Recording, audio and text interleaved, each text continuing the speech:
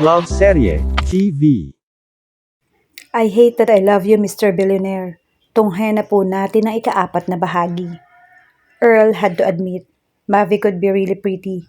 He had always preferred voluptuous women and never thought he would ever find a buff one pretty. He was an exemption. Ang suot nito ngayon ay floral sleeveless dress, pink ang sapatos. Kita ang mga brasong bagaman wala nakaumbok na mga muscle ay halatang nag-gym. Her breasts were average size yet proud. Halos nasisiguro niyang may porma ang abs ng dalaga. Her body was almost that of Jennifer Garner, except that she had slightly bigger breasts and longer legs. He was the Heidi Klum kind of guy, but Mavi would be just fine. Just fine. Oh, he wouldn't complain. Not that she would have sex with him, although he was trying his best. Seducing her was a bit difficult. He had to admit. Ang lahat ng moves ni Earl ay para akitin ng babae, but for the love of Pete, he striped in front of her and she didn't even budge. He had never received that kind of reaction before. But later that night, maybe he could seduce her more when they were on the same bed. Sinadya niyang hindi sabihin ang totoo na hindi siya isang bayaran. Hindi niya alam kung bakit. Siguro dahil naaaliw siya tuwing magtatangka si Mavi na mang-inis tungkol doon.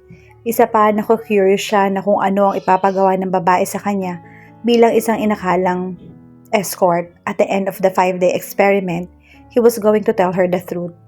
Nagtataka nga si Earl kung bakit hindi nabanggit ni Aiza kay Mavi ang tungkol sa bagay na iyon. Ipagpalagay na lang niyang nawala siguro sa isip ni Aiza o kung ano. At lalong hindi niya makapaniwalang kasal na pala ang babae kay Carl. That bastard practically asked him to play a game with his wife. Hindi nilinaw ni Carl sa kanya ang dahilan. Alam lang niya, hindi totoong escort ang lalaki. Kaya siguro gigil na gigil si Aiza. Carl asked him to keep it all down. The truth about him not being a real paid escort. Of course, he said yes, though he didn't understand why Carl had to lie like that. Wala na siyang pakialam pa roon. Inalalayan niya si Mavi na makasakay sa bike. Naaamoy niya ang pabango nito. Nakakagigil. Totoong mas maganda si Aiza kung mapapag-usapan ng tradisyonal na paraan. Pero maganda rin talaga si Mavi. Yun nga lang, mukhang hindi ito aware na lalo nagpapalutang sa kagandahan nito. Hold on tight, baby, Earl said and drove off. Sadyang binilisan niya ang pagpapatakbo para mas kumapit ang babae sa kanya. Pero mukhang sanay itong magmotor. Lihim na lang siyang napailing. Nakarating na sila sa pagdarausan ng barbecue party. Sa likod iyon ng malaking bahay, mayroong maliit na pool at basketball court. May nagbabarbecue na sa isang parte. Marami ng tao. Na makilala ang mga tiyahin ni Mavi, sa kanya naintindihan kung bakit kinakailangan pa nitong kumuha ng escort. Ang mga tanong kasi sa kanya ay kung kailan sila lalagay sa tahimik. Kung totoo siyang boyfriend ni Mavi, malamang na kanina pa siya umuwi. He was afraid of something that's serious. He had always been. Gaya kanina, umakto siyang totoong boyfriend ni Mavi. Mukhang naiilang naman ito at nang makakuha ng pagkakataon, ay agad na kinausap ang mga pinsan. He just looked at her. It was easy to pretend to be in love with her. The thrill and the challenge of seducing her were enough for him to stay as close to her as possible.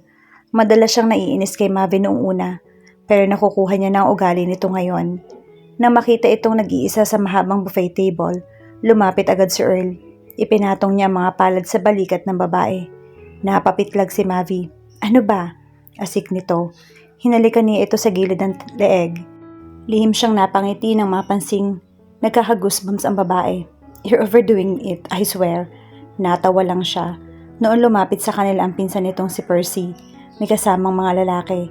Napansin agad ni Earl na mukhang nag-aalala si Mavi. Nang makita nito ang mga kasama ng pinsan, napakapit agad sa braso niya ang babae. What's wrong? Bulong niya. Marvy. Ha? Parang nahilo si Mavi nang makita kung sino ang kasama ni Percy. It was Marvy. May kasama pang pinsan ng isang lalaking hindi niya kilala. Anong ginagawa ni Marvy roon? Pinakilala ni Percy ang kasama ng lalaki ng ex-fiancé. Iyon pala ang pinsan ni Nick na si Fred. Nice to meet you, Mav. Sabi ni Fred. And this is my friend, Marvy. Pakilala nito sa kasama. Halatang hindi alam ni Fred ang tungkol sa kanila ni Marvy. How have you been, Mav? Sabi ni Marvy. Nakangiti ito na parang nag-aalangan pero friendly naman. I've been great. Bahagyang tumikim si Earl. Noon lang niya naalalang ipakilala ang lalaki. This is Earl, by the way. This is Fred, and this is Marvy. Kinamayan ni Earl ang dalawang lalaki. Nilapitan sila ni Nick. Mabuti na lang dahil hindi niya na alam ang pagsasasabihin. Noon lang niya uli nakita si Marvy pagkatapos ng napakatagal na panahon. Doon pa, he still possessed the same good looks as before. Kung may nagbago, mas nagmukhang matured si Marvy and it made him look better. Nang mapatingin sa tiyahin, baka sa mukha ng mga iyon ang pagkakabalisa. Halatang hindi natuwa ang ilan pagkakita sa lalaki. Siyempre, kilala ng mga tiyahin ang binata. "Dude, you know how to play ball?" Tanong ni Fred, kay Earl na tumango naman. Nagkayayaan ng mga lalaki na magbasketball. Sina Fred at Marvy pala ang magkasama nila sa farmhouse. Parang lalong sumakit yung ulo ni Mavi. Nagsabay-sabay na ang tatlo pabalik sa farmhouse. Magpapalit din daw ng damit si Earl. Nang makaalis ang mga lalaki, nilapitan siya agad ng mga tiyahin. Nag-apologize agad sa kanya si Nick. Hindi raw nito alam na si Marvy pala ang isasamang kaibigan ng pinsan. "It's alright, it's okay," sabi ni Mavi. Ang totoong hindi niya alam kung ano ang eksaktong nararamdaman. Nang magbalik ang mga lalaki, parang may usapang isa-isang nag-alisan sa palibot niya ang mga kamag-anak. Napangiti siya ng tingnan ng mga bagong dating. Kitang-kita ang kaibahan ni na Marvy at Earl. While Marvy always looked so neat and straight, Earl looked like a bad boy. Naka-walking shorts ang dalawa. Si Marvy ay naka-basketball jersey. Si Earl, t-shirt na walang manggas ang suot. Kita ang tattoo sa braso na noon lang niya natuklasan. Marvy was 2 inches taller than him, though Earl looked bigger and nastier. She was suddenly so excited to watch them play. Ang dalangin lang niya, hindi sana bano maglaro si Earl dahil baka ilang paso ito ni Marvy sa court. Sumama si Mavi kay Earl sa court. Nang tingnan sandali si Marvy, napansin niyang parang hindi ito natutuwa sa nakikita. It had been so long but she still knew when he was pissed off. And she wondered why. Nagsiselos ba si Marvy? Hindi ba't ang lalaki mismo ang nagsabi noon na wala nang pagtingin sa kanya at hindi na yun maibabalik pa? Why that expression on his face? Nagsimula na ang laban. 2-on-2 half-court lang. Magkakampi sina Nick at Earl. Sina Fred at Marvin naman ang magkasama. When she saw Earl dribbling the ball, she finally let out relieved sigh. He was a ball player, and it was obvious.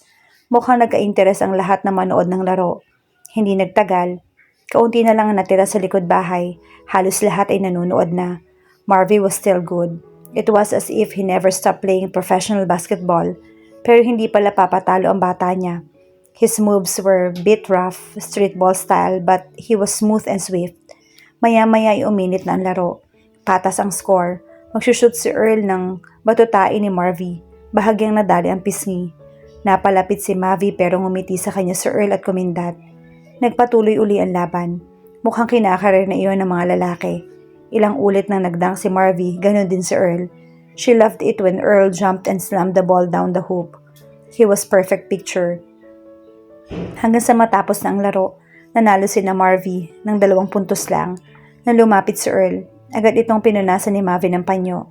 Panay ang tingin niya kay Marvy dahil nakatitig ang lalaki sa kanya. Ganoon na lang ang pagkagulat niya nang ilapat ni Earl ang daliri sa kanyang baba at halikan siya sa mga labi. Natulala siya kahit saglit na saglit lang yon. Ngumiti si Earl pero magkadikit ang mga ngipin na magsalita. "Stop staring at him. You're my girlfriend, remember?" "Huh? Let's go. I'm taking a shower." "Dito na lang ako. Let's go." Hinigit ni Mavi si Earl papunta sa motor, pagkatapos magpaalam sa mga tao. Pagkasakay roon ay pinatakbo agad iyon ng lalaki. He still smelled of cologne though his shirt was wet with sweat. "Nakakainis ka. Basa na ako sa'yo," sabi niya habang nasa unahan ni Earl. Doon siya pinasakay at hindi sa likuran. "Shut up. Is that Marvy your ex?" "Yeah, why?" "Nothing. I just don't like him." "Well, he's nice." Pagtatanggol ni Mavi sa naging taste niya. And admit it, he's a good ball player. Mayabang. Base sa pananalita ni Earl, nahuhulaan na niyang wala itong ideya na naging PBA player ang ex-fiancé. "Don't you know who is he?"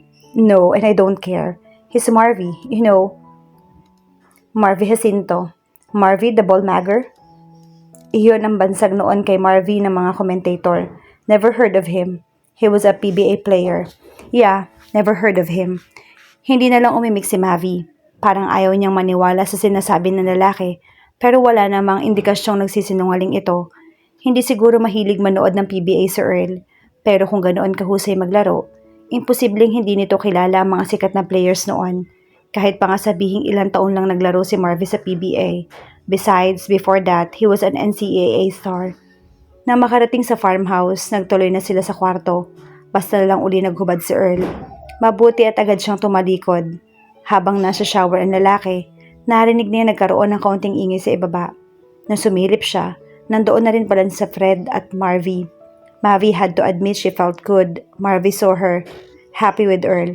Maganda sa pakiramdam na sa kabila na nangyari, ay nakita ng lalaki na naroon siya at masaya sa buhay at nakakita ng isang tulad ng boyfriend niya.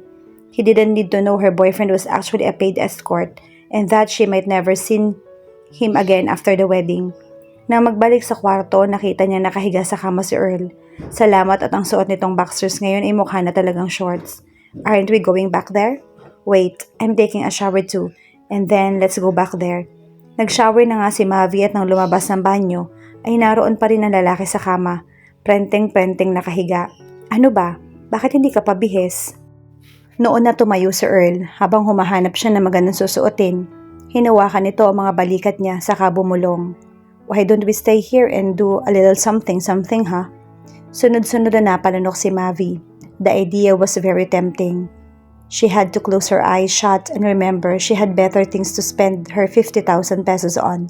Shut up and get dressed. We'll go back there. Pagtatapos niya. Hindi nakatulong kay Mavi na wala nang sinabi ang lahat ng pinsang babae sa shower party, kundi ang gwapo-gwapo raw ni Earl. Hati ang opinyon ng mga ito kung sino ang mas may itsura, kung si Earl o si Marvy. Pero nagkakaisa sa opinyong hot papa raw ang kanyang boyfriend. It was their second day there. Wala nang matatanda sa party. Ginanap lang iyon sa isang parte ng hasyenda. Munting salo-salo lang ang mga kababaihan.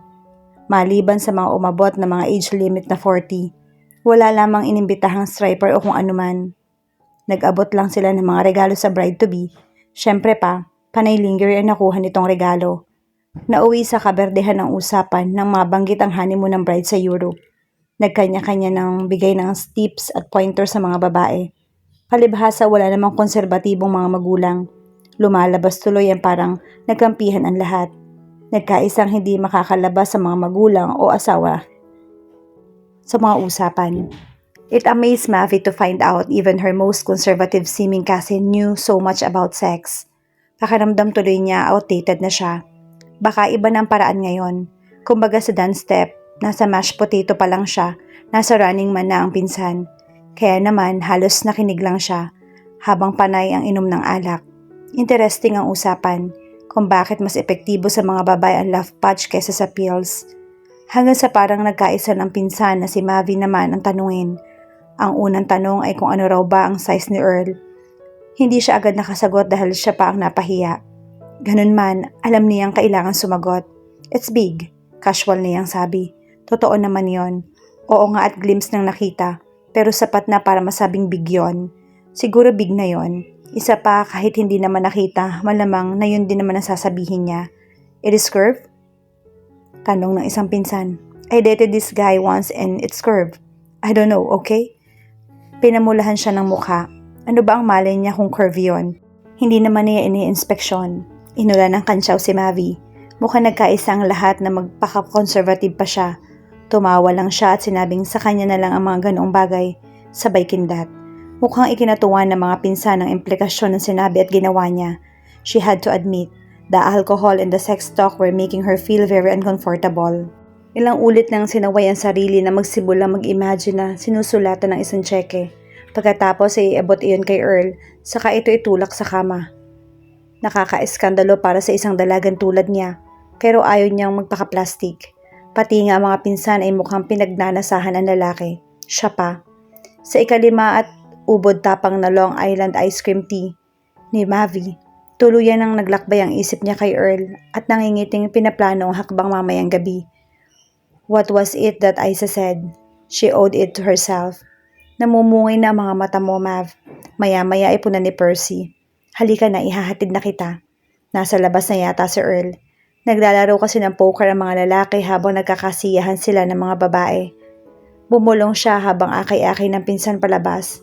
I wanna have sex, Percy. So, have sex. Natawa ito. Lasing ka na. But you don't understand. I do.